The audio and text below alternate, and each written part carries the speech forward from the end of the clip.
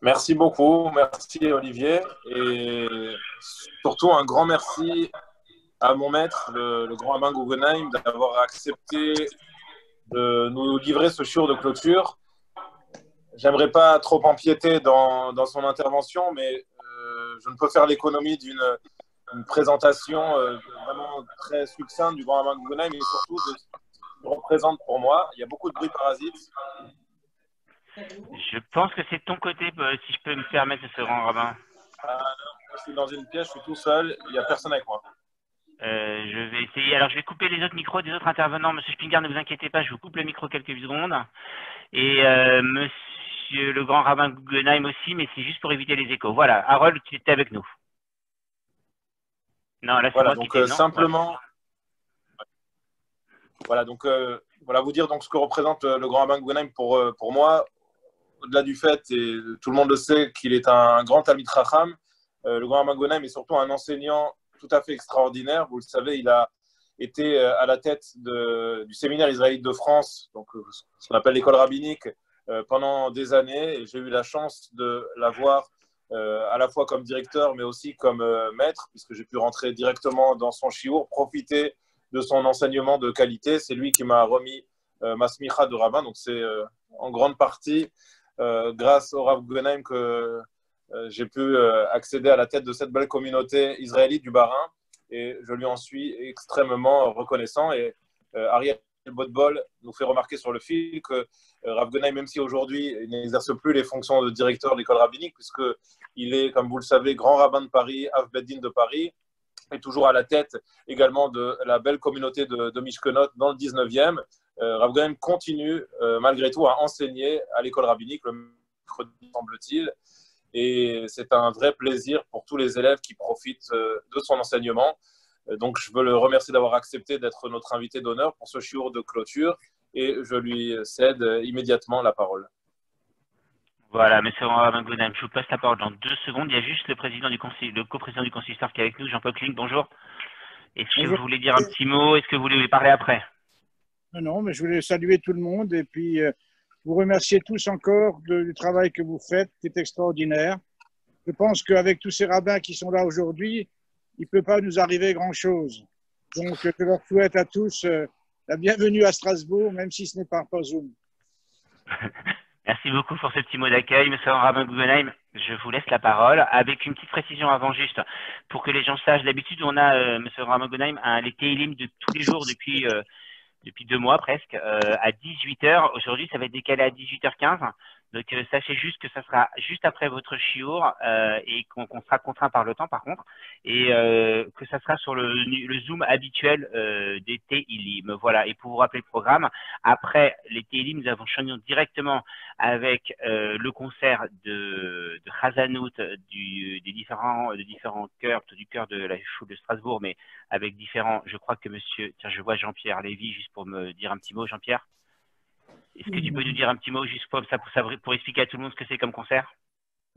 Ah, mais je ne suis au courant de rien du tout. Je pense que c'est de la Razanout alsacienne en bonne et due forme, comme nous l'avons toujours exercé jusqu'à maintenant, avec des gens qui ont chanté à Strasbourg, à part peut-être Schrage qui, lui, était plutôt du côté de Haguenau-Brumat.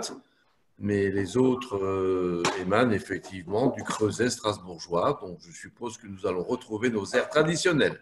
Voilà. Voilà, merci beaucoup de ton petit mot. Et donc, à 20 h après, vous nous retrouvez pour un grand caout en or. Donc, venez avec nous parce que je sais que ça fait bien. Il y a des super questions. Je crois qu'Ariel Rubibo m'a dit que si une personne arrive à répondre à une de vos questions, vous lui offrez votre pot en chocolat. Et on m'a dit que c'était spectaculaire vos questions. Et voilà, donc il y a une série de questions par différents intervenants. Et vraiment, venez avec nous à 20 h, ça pourrait être un super moment. Monsieur Rabbin Guggenheim, je suis désolé d'avoir pris quelques minutes et la parole est à vous. Monsieur le grand rabbin du Bas-Rhin, cher Harold, messieurs les rabbinim ici présents, vous tous, monsieur le président, mes coprésidents, messieurs les présidents et administrateurs de cette magnifique communauté de Strasbourg et du Bas-Rhin, je tenais à remercier le grand rabbin Veil de m'avoir offert cette opportunité de clôturer ce Yom Alimoud par donc, le dernier shiur, le shiur de clôture. C'est un grand honneur, mais c'est aussi pour moi un grand plaisir parce que c'est une grande première. C'est la première fois que je me produis à Strasbourg, même si c'est par Zoom. Je n'ai jamais eu l'occasion de l'expliquer à Strasbourg, malgré toutes les racines alsaciennes auxquelles vous savez, auxquelles je suis tellement attaché. Donc, c'est vraiment un très, très grand plaisir et un très grand honneur en même temps. Alors, j'ai intitulé mon intervention « Quelle est la portée d'un Yom Alimoud durant la période de l'Omer ?» J'ai bien compris que vous avez organisé ce Yom Alimoud compte tenu du contexte de la crise pandémique, parce que vous savez que la Torah a un pouvoir de sauver et de protéger extrêmement puissant. Et donc, quand toute une communauté se met à étudier ensemble, c'est formidable. Mais moi, ce que je voulais vous montrer, c'est qu'il y a quelque chose encore, une dimension supplémentaire qui rend l'événement encore plus formidable par le fait que c'est pendant la période de l'Omer. C'est ça ce que je vais essayer de vous montrer dans les minutes qui m'ont été imparties. Je sais que je suis en Alsace et qu'un timing doit être respecté à la seconde près. Donc, je vais essayer de m'y conformer. N'hésitez pas à me stopper si je dépasse. Il y a par rapport, si on réfléchit maintenant sur la période de l'Omer, il y a différents problèmes. Le premier problème, c'est il y a une sorte de contradiction interne dans cette période. Parce que d'un côté, cette période est le souvenir d'un moment de notre histoire magnifique. C'est, comme tout le monde sait, ces 49 jours qui nous séparent de la fête de Pessah, de la fête de Shavuot, rappellent les 49 jours que les enfants d'Israël ont traversé dans le désert depuis la sortie d'Égypte jusqu'au mont Sinaï pour recevoir la Torah. Le prophète Jérémie dira « Zacharti la chesenu raïr, avat kelulotaïr » je me rappelle avec émotion l'amour de ta jeunesse, l'amour de quand tu étais comme mon épouse. L'erter hacharai bamidbar, toi Israël, tu as marché sur la trace de Dieu, derrière Dieu, dans le désert. Et donc c'est une période magnifique, une période de grandeur, une période de joie. Et donc d'un côté, c'est une période de grande joie, et d'un autre côté, comme vous le savez, c'est une grande période de deuil. On vit cela comme une grande période de deuil. On n'a pas le droit de se marier, on n'a pas le droit de se raser, on n'a pas le droit d'écouter de la musique, etc., etc. Et tout ceci en écho au fait que les élèves de Rabbi Akiva, en grand nombre, ont été décimés pendant cette période. Sans compter que par la suite, cette période a été extrêmement marquée par des événements extrêmement tristes, comme les croisades, qui ont entraîné des morts en très grand nombre dans la communauté, dans le peuple juif, et ensuite avec les massacres en Europe de l'Est du Cosaque Khmelnytsky. Donc c'est devenu une grande période de deuil. Et sur le plan intellectuel, on a beaucoup de mal à gérer comment on arrive à expliquer que ces deux thématiques complètement opposées s'intègrent dans un même cadre. Voilà une des problématiques majeures. Maintenant, la deuxième problématique, c'est quand on étudie ce court passage du Talmud dans Yevamot, page 62, qui relate la manière dont les élèves de Rabbi Akiva sont décédés, et donc je voudrais la citer rapidement, vous allez voir qu'il y a beaucoup de questions qui se posent. Le texte dit la chose suivante. Amrou, on a dit, Yudbet elef zugim talmidim, ayulo le Rabbi Akiva, migabat adantipras. Il y avait 12 000 pères, Rabbi Akiva avait 12 000 pères d'élèves, donc 24 000 disciples, qui étaient regroupés entre deux villes, Gabat et Antipras, on ne sait pas trop comment dire, disons d'est en ouest, en Eretz Israël. Et sont tous morts dans la même période. Parce qu'ils ont manqué de respect, ils se sont manqués mutuellement de respect. Le monde est devenu complètement désolé, c'est-à-dire, Rashi explique, la Torah était absente, il n'y avait plus de maître pour retransmettre la Torah. Jusqu'à ce que finalement Rabbi Akiva arrive, il trouve nos maîtres qu'on appelle les maîtres du Sud, Ushna Alahem, et il leur a enseigné la Torah. Ses maîtres sont Rabbi Meir, Rabbi Yehuda, Rabbi Yosef, Rabbi Shimon, Rabbi Lazar ben Shamoua, Vehem emidu Torah otasha'a, et ce sont eux qui ont rétabli la Torah à cette époque-là. Ensuite, il y a encore une phrase, Tanya, Vekula metu mi Pesach ve'ad Atzeret. Et tous, ils sont morts dans la période qui va depuis la fête de Pessah jusqu'à la fête de Shavuot. Voilà le texte. Ce texte pose de nombreux problèmes. Premièrement, on n'arrive pas à comprendre, déjà on a du mal à comprendre que des élèves de Rabbi Akiva se soient manqués de respect, et donc on imagine que c'est à leur niveau, il y a eu un petit manque de respect, mais comment un manque de respect vis-à-vis d'un collègue, vis-à-vis d'un condisciple, peut entraîner une sanction pareille, la mort de 24 000 personnes? C'est si grave que ça. Ça, c'est une question énorme. La deuxième chose, c'est pourquoi ils sont morts juste dans cette période-là? Il y a certainement un message. Si Dieu les a fait mourir à cette période-là, et en plus le Talmud le tient à le remarquer, c'est qu'il y a une raison. Et tout se passe comme si le Talmud est en train de nous dire ce qui a aggravé leur faute. On le voit par le fait que cela s'est passé pendant la période qui va de Pessah à Shavuot. Mais là encore, on ne voit pas en quoi le fait qu'ils se sont manqués de respect durant cette période, en quoi cela a aggravé la faute et entraîné des conséquences aussi définitives. On peut poser une dernière question, enfin pas une dernière, mais on dit ils sont tous morts entre Pessah et Shavuot. Vous savez que la chita du Tour et du Shulchan Aruch, et qui est reprise par l'usage séfarade, c'est qu'on arrête de se raser à partir de l'Ad Baomer, à partir du 34e jour. On arrête de ne pas se raser, c'est-à-dire on peut se raser à partir du 34e jour de l'Omer. Et le Shulchan Aruch nous dit parce qu'ils ont cessé de mourir à ce moment-là. Donc ça veut dire qu'à partir, ils sont encore morts à l'Ad Baomer, mais le l'Ad Baomer, il n'y a plus de mort. Donc, il n'y a plus de mort. Donc c'est pas de Pessah. Ils ne sont pas morts de Pessah à Shavuot, ils sont morts de Pessah à l'Ad Baomer. Pourquoi le texte dit ils sont morts de Pessah à Shavuot?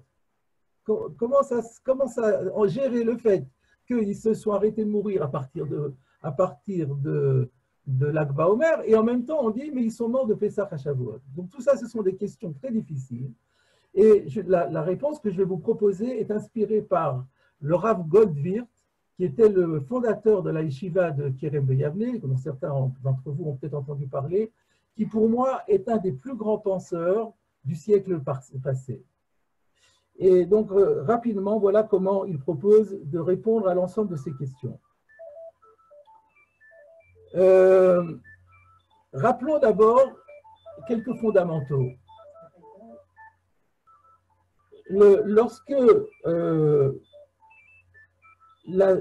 Comment s'est déroulée la sortie d'Égypte?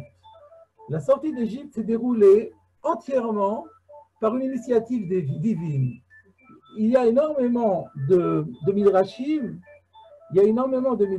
qui disent que les Béné Israël étaient sur le plan spirituel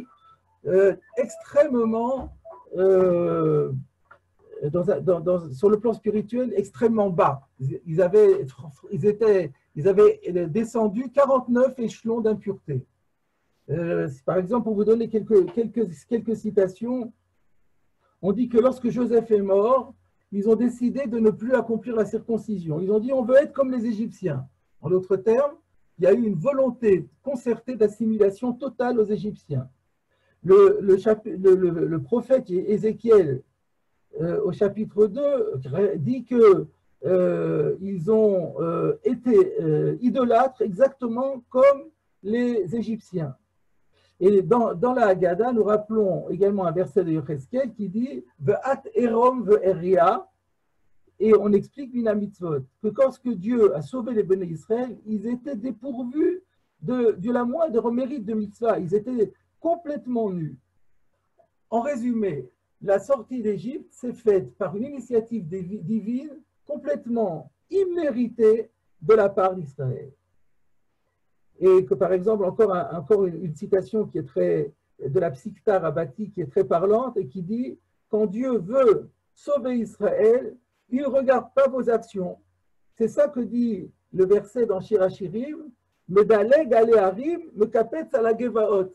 Kol Dodi Inezeba, j'entends la voix de mon bien-aimé qui arrive, Medaleg Aleharim qui saute par-dessus les montagnes, qui bondit au-dessus des collines. Ça veut dire, c'est quoi les montagnes et les collines? C'est les montagnes de fautes que les Béné Israël ont faites. Mais quand Dieu décide de nous sauver, il ne regarde pas tout ça, il saute par-dessus, fait l'impasse par-dessus et il nous sauve.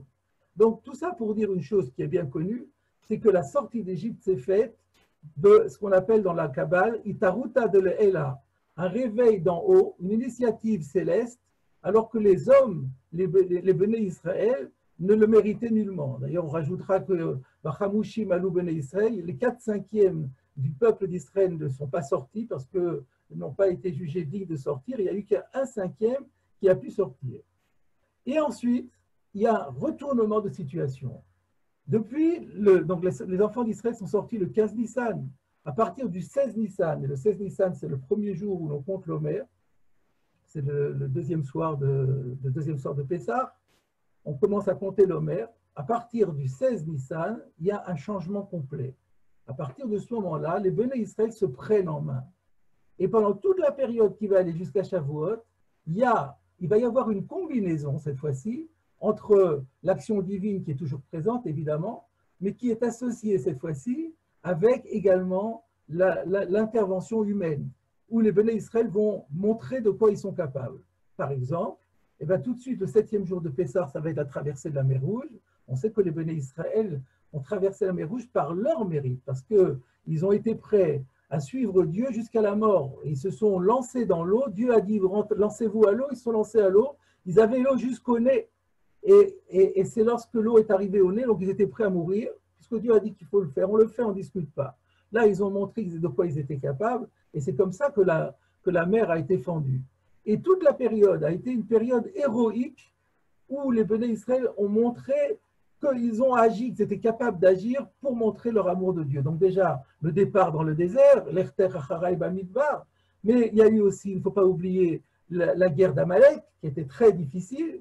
Et lorsque Moshe levait les mains, alors à ce moment-là, les Béné Israël pensaient à Kadosh Baruch Hu et ils gagnaient. Donc il y a eu un travail spirituel qui a accompagné le combat physique contre Amalek, et les Béné Israël ont remporté ce combat. Et donc, jusqu'au moment où ils vont se retrouver au pied du Sinaï, et ils vont être que Ish Echad ou Belev Echad. On dit que c'est une fois dans l'histoire, ça ne s'est jamais plus produit, où tout le peuple d'Israël a été vraiment uni comme un seul homme dans la décision de recevoir la Torah. Donc, donc en résumé, on dit très vite, il y a dans cette période qui va depuis le premier jour de Pessah jusqu'à Shavuot, il y a deux phases complètement différentes. Une première phase qui est un processus où c'est Dieu qui intervient et les hommes sont passifs entièrement. Et ensuite, il y a une deuxième démarche, une deuxième séquence, une deuxième phase, une deuxième étape, où cette fois-ci, il y a Itaruta de le Tata, il y a un réveil d'en bas. Chaque jour, les Béné Israël vont remonter un des degrés d'impureté dans lesquels ils avaient baissé. Il y a 49 jours dans l'Omer, et quand ils arrivent le 49e jour, juste avant Shavuot, ils ont tout récupéré et ils se sont retrouvés à un niveau de sainteté maximale. La question ou la remarque que fait le Rav Goldvir, c'est que dans la Torah aussi, on peut trouver deux phases où il y a une phase de Itaruta de l'Eila et une autre qui est suivie par une phase de Itaruta de l'Etata.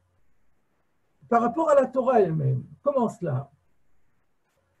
Quelle est la différence entre la Torah que Moshe a reçue de Dieu et qu'il a transmise à Israël, Moshe Kibel Torah Misinaï ou Mesara li Yoshua, et la Torah des Anshek Knesset Agdola. Vous avez en tête certainement la première Mishnah des Pirkei Avot. Moshe a reçu la Torah du Sinaï, il l'a transmise à Josué, qu'il a transmise aux anciens, qu'il a transmise aux prophètes.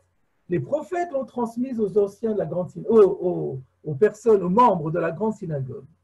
Il y a une énorme différence entre la Torah de Moshe et la Torah telle qu'elle a été vécue par les hommes de la grande synagogue. Moshe, la Torah orale, je parle de la Torah orale, la Torah parce que Dieu a donné à Moshe la Torah écrite, dont nous avons toujours le texte, et le commentaire. La Torah écrite ne peut pas être comprise sans le commentaire oral. Dieu a donné à Moïse, mot à mot, tout le commentaire de la loi orale. Il a tout donné, à tel point qu'on dit que tous les chidushim que des millénaires après quelqu'un va faire, ils avaient déjà été dits par Dieu à Moshe au Sinaï. On ne fait que quand on fait un chidush et qu'on a l'impression d'avoir découvert quelque chose, en fait, on ne fait que redécouvrir quelque chose qui avait déjà été dit depuis toujours. Donc là, si on veut caractériser la Torah de Moshe, Moshe n'est qu'un tuyau, Messara, mais il n'intervient nullement dans cette Torah. Il la reçoit telle qu'elle et il la restitue telle qu'elle. Il ne peut surtout pas la modifier, puisque s'il modifiait, il modifierait ce que Dieu a voulu, ce qui est impossible. Donc la Torah de Moshe est une Torah magnifique, c'est une Torah divine, et elle est complètement intangible, elle est complètement figée. Ensuite, il y a eu toute l'histoire. Donc, à l'époque des prophètes, quand un prophète avait un doute, il pouvait toujours demander à Dieu qui lui donnait la réponse. Donc, on peut dire grosso modo que jusqu'à l'époque des hommes de la grande synagogue où il y avait encore de la prophétie, on est resté dans le domaine de Moshe Rabbeinu, de la Torah de Moshe. Mais à l'époque de la grande synagogue, c'est plus du tout comme ça. Il n'y a plus de prophétie. Et il y a eu beaucoup d'oubli. Et il y a eu beaucoup de nouvelles questions qui ne s'étaient jamais posées. Et là est intervenue une nouvelle Torah Shebaal Peh. C'est quoi cette nouvelle Torah Shebaal Peh? En quoi elle diffère de la première? C'est que là, on a des blancs, et il faut qu'on remplisse les blancs. Et on ne peut le faire qu'avec notre intellect, avec notre cerveau. Et donc, il a fallu élaborer toute une méthodologie. Il a fallu affûter les moyens intellectuels, les moyens de réflexion. Il a fallu développer l'abstraction, la logique, la déduction, la synthèse, l'analyse et la synthèse. Et c'est comme ça qu'on est arrivé à faire des chidushim et à découvrir ou redécouvrir, comme je le disais tout à l'heure, des nouveautés qui n'existaient pas jusqu'auparavant. Ça, c'est la Torah, deuxième phase, Torah Shebaal Peh, Anshe Knesset Agdola. Si je vous demande, donc, quelle est la figure qui symbolise la première phase de Itaruta de l'Eila, où la Torah est donnée entièrement par Dieu sans qu'il y ait participation, le moins du monde des hommes, c'est Moshe Rabbeinu. Et si je vous demande, à l'inverse, qui est le parangon, qui est le modèle absolu de celui qui a développé la Torah Shebaal Peh et qui est arrivé au moyen de ses moyens intellectuels à découvrir toute nouvelle signification, cette personnalité, cette grande figure, c'est Rabbi Akiva. Il y a une Gemara dans Menachot bien connue qui dit que Moshe Rabbeinu a été propulsé dans le futur et il a vu il a demandé à Dieu, c'est quoi les taggim que tu écris sur le Sefer Torah? Il a dit, il y a quelqu'un qui un jour viendra et saura les interpréter, c'est Rabbi Akiva. Et l'idée est que Rabbi Akiva a eu, grâce à ces taggim, il a été inspiré par Dieu pour découvrir des toutes nouvelles significations qui avaient été perdues dans le passé et que grâce à la force de son esprit et de son cerveau, il a redécouvert. Je voudrais aussi donner une image. Ce thème est développé, comme quoi il y a là, dans le Torah Shebaal Peh des hommes, il y a une sorte de combinaison entre la force de Dieu et la force des hommes. Elle a été très joliment exprimée aussi par le Rabbi Tzadok Cohen de Lublin. Dans son prix de Tzadik, il dit qu'on peut comparer la Torah de Moshe à la pluie et la Torah de Rabbi Akiva à la rosée. Parce que la pluie, on voit très bien que c'est de l'eau qui nous vient du ciel. On n'a aucun doute que cette eau, elle tombe du ciel. Par contre, quand vous allez le matin, un bon matin d'été, vous allez sur la verdure, vous voyez que c'est tout mouillé. Vous avez l'impression que l'eau, elle est venue d'en bas. Et en fait, c'est parce que nous, on sait comment ça fonctionne, qu'on sait que pas du tout, c'est tombé d'en haut. Mais on a l'impression que ça vient d'en bas. Ça, c'est la Torah de Rabbi Akiva. Où en fait, on a l'impression que ça vient d'en bas, parce que c'est l'homme qui travaille, c'est l'homme qui arrive à des résultats. En réalité, ça vient d'en haut aussi, parce que si l'homme n'était pas inspiré par Akadosh Baruch Hu, il n'y arriverait pas. Donc, c'est un peu comme la rosée. Apparemment, ça vient d'en bas, et en vérité, ça vient d'en haut. Alors que la pluie, c'est clair que ça vient d'en haut. Donc voilà le schéma. Donc je résume ce que j'ai dit jusqu'à présent, c'est que, au niveau de la sortie d'Égypte, il y a eu une phase de Taruta de l'Ela et il y a eu une phase de Taruta de l'Etata, que cette phase de Taruta de l'Etata a commencé au premier jour de l'Omer et a perduré pendant toute la période de l'Omer. Puis j'ai montré que dans la Torah, il y a aussi une dimension de Itaruta chez Mileila, qui est la Torah de Moshe, et il y a aussi une dimension de Itaruta de l'Etata avec l'effort humain, et ça c'est la dimension de Rabbi Akiva. Et donc l'idée, le parallélisme, la superposition nous amène à dire que la période qui est particulièrement propice au développement de la Torah chez Baal Pé de Rabbi Akiva, c'est quand? C'est dans la période où le Klal Israël a connu pour la première fois cette Itaruta de l'Etata, c'est-à-dire la période de l'Omer.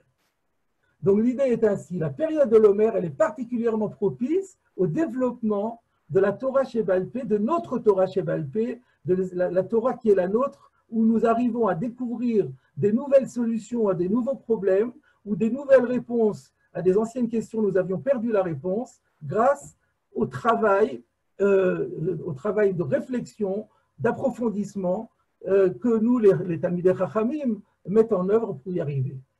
Maintenant, un petit rappel historique. Rabbi Akiva, c'est quelle période? Rabbi Akiva, c'est l'élève de Rabbi Eliezer et Rabbi Yoshua qui avait accompagné leur maître Rabbi Yochanan ben Zakkai au moment de la destruction du temple. On est juste après la destruction du temple. Rappelons-nous que lorsque Rabbi Yochanan ben Zakkai est sorti clandestinement du siège de Jérusalem, il est allé voir l'empereur Vespasien et l'empereur Vespasien lui a dit « Qu'est-ce que tu veux que je te donne ?» Il lui a dit « Donne-moi Yavne, permets-moi de créer une yeshiva à Yavne. » Et la seule chose qui restait au peuple d'Israël quand le temple a été détruit, Jérusalem a été détruite, il n'y avait plus de temple, il n'y avait plus de culte, de sacrifice, la seule chose qui restait c'était l'étude de la Torah et le centre d'études était à Yavne. Tout était, donc à l'époque de Rabbi Akiva, tout était à reconstruire. Et donc, une fois qu'on s'est replongé dans ce contexte, on va comprendre maintenant l'enjeu des élèves de Rabbi Akiva. Puisque nous avons dit que la période de l'Omer est la période propice au travail du Itaruta de l'Etata. Que la personne, la figure qui incarne le mieux la Torah chez Baal Pé, c'était Rabbi Akiva. On comprend que les 24 000 élèves, les 12 000 pères d'élèves de Rabbi Akiva avaient pour vocation et pour mission, de la part de Rabbi Akiva et derrière Rabbi Akiva par la Providence, de développer la Torah chez Baal Pé. Et on allait assister à une sorte de Matan Torah, de don de la Torah, en deuxième édition. La première édition, c'était la Torah chez Birtav avec la Torah de figée donnée directement par Dieu à Moshe. Et maintenant, on allait assister à une nouvelle création, une nouvelle Torah chez Baal Pé qui devait être produite grâce à Rabbi Akiva et à ses disciples. Pour y arriver, il fallait reproduire exactement le même schéma que celui qui avait favorisé le premier Matan Torah. Quelle était la grande force d'Israël qui a favorisé le don de la Torah? C'était, comme je l'ai dit tout à l'heure, que Ish Echad Belev Echad. Ils étaient unis comme un seul homme. Et ça a permis le don de la Torah. Les élèves de Rabbi Akiva n'ont pas compris cela. Les élèves de Rabbi Akiva se sont manqués de respect mutuellement. S'ils sont inscrits, ils n'étaient pas unis. Ils étaient désunis. On parle de 12 000 pères. Pourquoi on parle de pères? Parce qu'une paire, c'est fait pour faire un binôme. Et là, on suggère que les binômes étaient cassés. Ils étaient physiquement assis l'un à côté de l'autre, mais ils ne se parlaient pas. Ils n'échangeaient pas les uns avec les autres. Il n'y avait pas d'union. C'était la désunion totale. À partir du moment où c'était la désunion totale, alors il n'y avait plus de choix pour la Providence. Et donc la Providence a dit, ils n'ont plus rien à faire. Ils ont échoué dans leur mission. À quoi ça sert qu'ils restent ici? Il faut les faire partir. Et c'est ça qui explique. Voilà la réponse à notre question. Et voilà la réponse aux différentes questions que nous avons posées d'entrée de jeu. Comment on arrive à réunir le fait que d'un côté, la Sphira, la période de la Sphira, c'était une période heureuse et d'un autre côté, c'est une période malheureuse. Ben oui, la période heureuse, c'est parce que c'est la période de construction, la période de Itaruta de l'Etata. Et justement, si les élèves de Rabbi Akiva sont morts à cette période-là, c'est qu'eux n'ont pas répondu à cet appel de l'Aïtaruta de la Tata. Ils ne l'ont pas respecté et surtout, ils ne l'ont pas respecté dans l'union qui était nécessaire. Il ne faut pas oublier que Rabbi Akiva, c'est lui qui a dit tu dois aimer ton prochain comme toi-même. C'est lui qui a dit et Hashem Elokecha tira le rabot talmidei chachamim. Tu dois respecter Dieu. Le et vient dire non seulement Dieu, mais aussi le talmidei chachamim. Tu dois respecter la Torah. Et eux, ils ne se sont pas respectés mutuellement. Donc, ils n'ont même pas été fidèles à l'enseignement de leur maître, Rabbi Akiva. Comment c'est possible une chose pareille? Donc, ils ne pouvaient plus subsister. Alors maintenant, se pose la question, pourquoi alors à l'Akba Omer, tout d'un coup, ça s'est arrêté? Ils sont tous morts avant l'Akba Omer, d'après le Shulchan Aruch, d'après le Tour. Alors voilà ce que l'on peut expliquer. Vous savez que d'après la Kabbale, les 7 semaines correspondent à 7 sphères et à 7 figures. À 7 figures qui incarnent ces sphères. Qui sont ces figures qu'on appelle les bergers? Abraham, qui incarne la dimension de l'amour, Yitzhak, qui incarne la dimension de la rigueur, Yaakov, qui incarne la dimension de l'harmonie et de la splendeur. Ensuite, Moshe, qui est la sphira de Netzach, qui est l'éternité, l'intemporalité. Et ensuite, on a Aaron, qui incarne la sphira de Hod, qui est l'éclat de cette éternité. D'après la tradition, la Mida de Netzach se réfère à la Torah écrite, c'est la Torah dont nous avons parlé, la Torah qui vient de Dieu. Et Aaron, c'est celui qui est la personne qui incarne le travail des hommes sur cette Torah, c'est-à-dire la Itaruta de le Tata par rapport au Limud à Torah. Et par conséquent, Aaron incarne la sphira de Hod, qui est la sphira de la Torah Shebal Peh. Alors, voilà comment on peut expliquer. Le 33e jour de l'Omer tombe dans la 5e semaine de l'Omer, qui est la semaine du Hod. Et le 33e, c'est le Hod du Hod. Donc, c'est la Torah Shebal Peh au carré.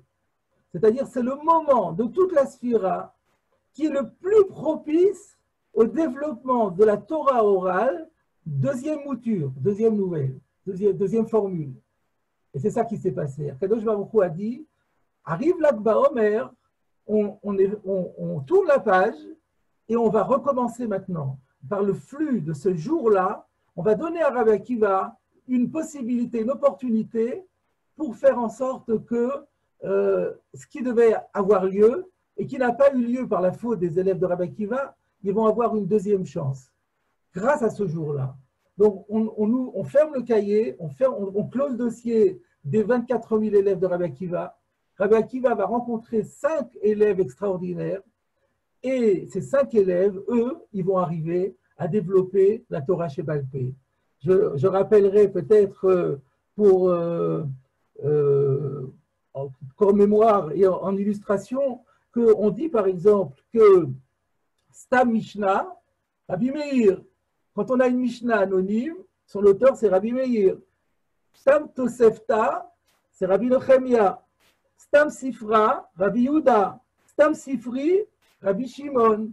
Vekulam alachak Rabbi Akiva. Vekulam aliba de Rabbi Akiva. C'est-à-dire que tous ces 5 élèves, ils n'ont fait que développer l'enseignement de leur maître Rabbi Akiva. Et c'est ça qui a donné la Mishnah, la Tosefta, le Sifri, le Midrash, etc., etc. C'est eux qui ont créé ça. Et ça a été, le tournant a eu lieu à l'Akba Omer. Et c'est la raison pour laquelle l'Akba Omer est aujourd'hui encore célébré comme un jour incroyablement festif. Donc, je pourrais déjà m'arrêter et conclure en disant que nous avons répondu à toutes nos questions et que cela explique maintenant en quoi le fait d'avoir fait un Yom Alimoud en pleine période de l'Omer, ça confère une force incroyable à ce Yom HaLimoud, parce qu'on est dans la période justement de la Hitaruta, de le Tatat, dans la Torah. On est dans toute l'année, la période qui est la plus propice au développement de l'étude de la Torah par les efforts humains. Et là, vous êtes une journée entière, on s'est consacré, c'est pas facile, à se concentrer sur des thèmes qui ne sont pas toujours simples et profonds, en restant concentré, en se donnant au maximum. C'est exactement ça qui est attendu de nous. Il y a 3 dimensions qui sont attendues de nous dans cette période, après ce que nous avons vu. C'est donc d'une part l'investissement dans l'étude de la Torah, d'autre part, donc c'est Torah Shebal Peh. Il y a aussi la notion de Kavod à Torah, de bien respecter, d'honorer la Torah et ceux qui incarnent la Torah, pour ne pas retomber dans les errements des élèves de Rabbi Akiva. Et puis, parallèlement également, il y a cette notion d'unité, d'union et d'amour les uns pour les autres. Cette notion de la relation horizontale entre nous qui nous réunit, qui nous sommes extrêmement unis et qu'on retrouve aussi dans cet événement du Yom HaLimoud où, grâce à Zoom, on est tous réunis ensemble autour d'une thématique qui est la thématique de la Torah. Donc, on a réuni la Torah, on a réuni le Kvod à Torah, et on a le Hamal dans la Torah, et on a réuni la notion de Ardout, d'unité. On a vraiment bien appliqué la vocation de cette période. Mais puisque j'ai encore quelques minutes, me semble-t-il, je vais me permettre de développer encore un peu. Oui. Il vous reste un peu moins de 10 minutes, plutôt 5 à 10 minutes, si comme ça on a un petit temps pour la conclusion. On est entièrement d'accord. Merci beaucoup, M. Rabbin. Donc j'ai bien géré, Baruch Hashem. Extraordinaire. Et donc, il y a encore 2 points que je voudrais dire. Parce que dans l'histoire de l'Homer, il y a encore deux événements qui interviennent et on se demande comment ils rentrent dans le cadre. Il va y avoir le 29e jour de l'Homer, premier jour de la 5e semaine, il va y avoir Pessar Sheni, qui est le 14 Iyar. Pourquoi Pessar Sheni intervient pendant ce schéma? Et puis, l'Ag Baomer, on célèbre aussi la Iloula de Rabbi Shimon Bar Yochai. C'est-à-dire que beaucoup plus tard, quand Rabbi Shimon Bar Yochai aura terminé sa vie, il va mourir aussi à l'Ag Baomer. Pourquoi est-ce que Dieu a fait mourir Rabbi Shimon Bar Yochai juste à l'Ag Baomer? Quelle est la signification de ces 2 événements? Avec ce que nous avons dit, les choses deviennent absolument transparentes et lumineuses. Qu'est-ce que c'était que le 14 Iyar? Pessar Sheni, c'est quoi l'histoire? Vous relirez dans Béalotra, lorsque Dieu a dit à Israël, vous allez faire Pessar dans le désert le 14 Nissan, il y a eu les porteurs du cercueil de Yosef qui étaient impurs et qui ont dit, mais nous, on ne va pas pouvoir le faire. Ce n'est pas normal qu'on soit pénalisé parce qu'on a fait une mitzvah. Ils ont dit, tu dois nous trouver une session de rattrapage. Qu'est-ce qui s'est passé? Moshe a dit, écoutez, Imdou veishme am aïtsavé Hashem lachem, attendez, moi je ne sais pas quoi vous dire, je vais demander à Dieu. Et Dieu dit, mais ils ont tout à fait raison, il va y avoir une session de rattrapage, c'est le 14 Iyar. Quand on réfléchit un peu, c'est complètement illogique. Nous, on a un principe, avar zmano batel korbano. On a une date à respecter. Vous passez la date, c'est fichu, on ne peut pas faire un anniversaire un mois d'après. Eh bien, Dieu dit, si, ils ont raison, ils ont bien réfléchi. Ça, c'est un exemple, c'est Rav Goldwirth qui dit ça, c'est le premier exemple dans l'histoire d'un effort d'une Torah Shebal Peh. La Torah Shebal Peh, 2e mouture, où il y a une participation de l'homme, où l'homme réfléchit et pense à des choses invraisemblables, à des ouvertures, à des horizons insoupçonnés, c'est ça la Torah Shebal Peh. Et c'est pour ça que on arrive au début de Hod, le 29e jour de l'Homer. Quand on arrive à 29, 28, c'est la fin, 4 x 7, 28, c'est la fin des 4 semaines. Netzach est terminé, on rentre dans Hod. Le premier jour de Hod, le premier jour de la Torah Shebal Peh, c'est 14 Iyar, c'est la notion du Pessar Sheni qui a été inventée grâce à la force intellectuelle, et à la volonté et à l'investissement des hommes. Et on a eu pour la première fois une association des hommes et de Dieu dans l'élaboration de la Torah. Et j'en viens maintenant à Rabbi Shimon Bar Yochai. On peut dire que celui de tous les élèves de Rabbi Akiva qui a le plus œuvré pour finaliser cette nouvelle Torah Sheba'al Peh qui a été donnée à Israël, c'est Rabbi Shimon Bar Yochai. Parce que Rabbi Shimon Bar Yochai, outre tous ses enseignements du Niglé, c'est lui qui a dévoilé à Israël les secrets de la Kabbale.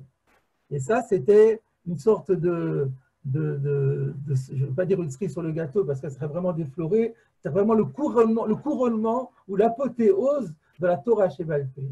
Et c'est pour mettre en valeur l'apport de Rabbi Shimon Bar Yochai que Dieu a fait en sorte qu'il quitte ce monde justement le jour de Hod Shebe'od, le jour où nous avons dit qu'il est la quintessence de cette Torah Sheba'al Peh, pour lui faire honneur et pour montrer que c'est lui peut-être qui mérite le plus d'être célébré. Et c'est pourquoi jusqu'au jour d'aujourd'hui, lorsqu'arrive l'Ag BaOmer, dans tout Israël, et je ne parle pas de ce qui se passe en la Méron, mais même en France, les bougies qu'on achète, etc., montrent à quel point Rabbi Shimon Bar Yochai est devenu célèbre au sein du peuple juif.